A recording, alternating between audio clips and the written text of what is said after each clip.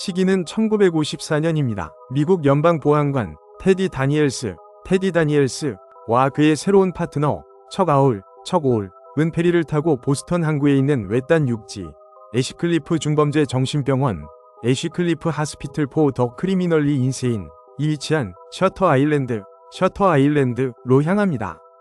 테디는 심한 뱃멀미와 편두통을 겪으며 즉시 불안감이 조성됩니다.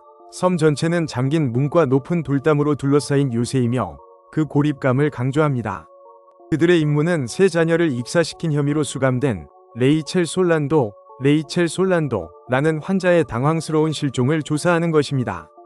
도착하자마자 그들은 병원의 수석 정신과 의사인 존 콜리 박사 Dr. 존 코울리를 만나는데 그는 지나치게 침착하며 그들의 권위를 다소 무시하는 듯 보입니다. 테디는 병원의 보안과 직원들의 협조에 즉시 회의적입니다. 그와 척은 총기를 반납하도록 강요받고 이는 테디의 편집증을 더욱 고조시킵니다. 콜리 박사는 레이첼 솔란도가 잠긴 방에서 사라졌으며 사위 법칙 67은 누구인가? 라는 암호 같은 쪽지만 남겼다고 설명합니다. 테디는 척에게 이 사건을 맡은 주된 동기는 2년 전 그의 아내 돌로레스 차날이 죽음에 책임이 있는 방화범 앤드류 라에디스를 개인적으로 찾는 것이라고 밝힙니다. 콜리 박사가 부인함에도 불구하고 테디는 레디스가 애쉬클리프의 환자이며 아마도 그 신비한 67번째 환자일 것이라고 믿습니다. 콜리 박사와 그의 독일인 동료 제레미야 네어링 박사 Dr. 제레미야 나에링을 포함한 병원 직원들은 테디의 질문에 즉시 저항하며 기록 제출을 거부하고 특정 병동에 대한 접근을 막습니다. 네어링 박사는 특히 적대적이며 섬의 분위기에 폭력이 내재되어 있다고 테디에게 경고합니다. 갑작스럽고 강력한 허리케인이 섬을 휩쓸고 보안관들을 그곳에 가두고 병원의 전력 및 통신선을 손상시킵니다. 폭풍으로 인해 테디와 척은 병원 내부로 피신하게 되며 그들의 마음은 더욱 불안정한 환경에 빠져듭니다. 폭풍이 몰아치는 동안 테디는 제2차 세계대전 중 군인 시절, 특히 다하우 강제 수용소 해방 당시의 생생하고 충격적인 플래시백과 환각을 경험합니다. 그는 또한 아내 돌로레스의 반복적이고 불안한 환영을 보는데 그녀는 그에게 섬과 그가 찾고 있는 진실에 대해 경고합니다. 보안관들은 환자들을 인터뷰하고 레이첼 솔란도 사건에서 불일치를 발견하며 이는 은폐 가능성을 시사합니다. 한 환자가 실수로 테디에게 도망쳐요 라고 속삭이고 이는 무언가 불길한 일이 벌어지고 있다는 그의 확신을 더합니다. 테디의 편두통은 심해지고 약이 떨어집니다. 테디는 애쉬클리프가 가장 위험한 환자들에게 불법적이고 비인간적인 실험을 수행하고 있으며 아마도 외딴 C병동이나 섬의 등대에서 이루어지고 있다고 확신하게 됩니다.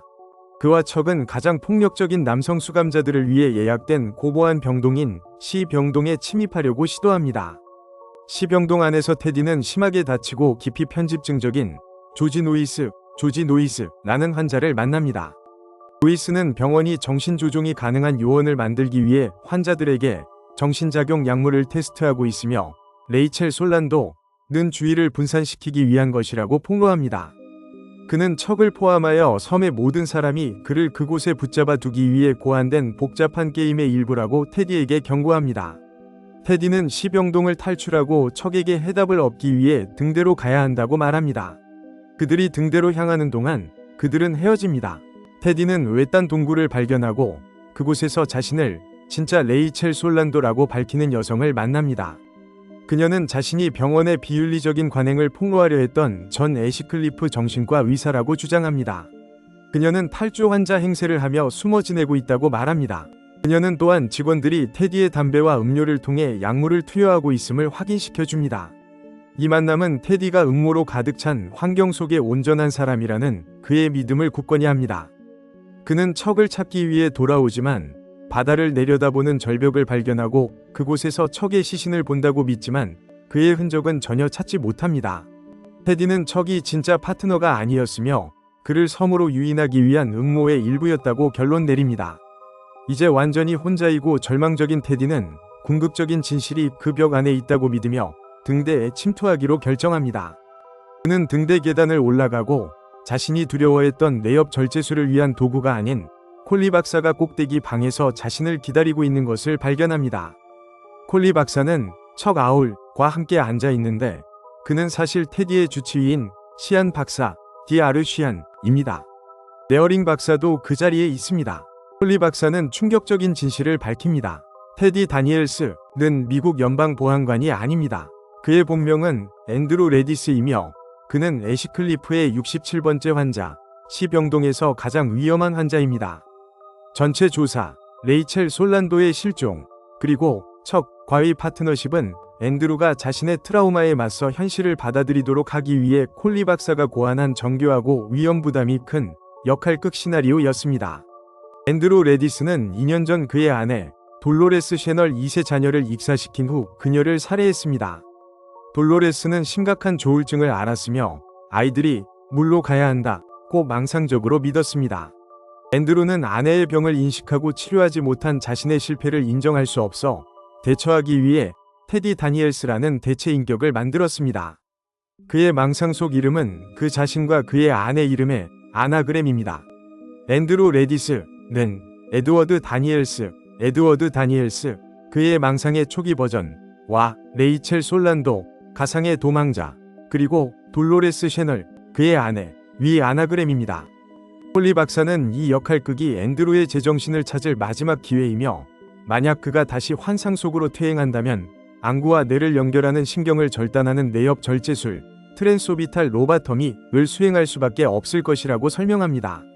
자신의 파일, 정체성, 아내의 이야기에 대한 증거에 직면한 앤드루는 진실을 받아들이는 듯 보이며 무너져 내리고 아내를 살해한 괴물임을 인정합니다.